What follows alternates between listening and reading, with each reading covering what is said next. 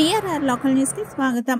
నెల్లూరు జిల్లా కోవూరు నియోజకవర్గం కోవూరు మండలం పడుగుపాడు కాటంరెడ్డి రామచంద్రరెడ్డి నగర్లో వెలిసి ఉన్న శ్రీ వరసిద్ధి వినాయక స్వామివారి దేవస్థానం నందు 9వ వార్షికోత్సవం సందర్భంగా మాఘమాసం శుద్ధ చవితి పురస్కరించుకొని శ్రీ సిద్ధి బుద్ధి సమేత వరసిద్ధి వినాయక స్వామివారి కళ్యాణ మహోత్సవాన్ని అత్యంత వైభవంగా నిర్వహించారు.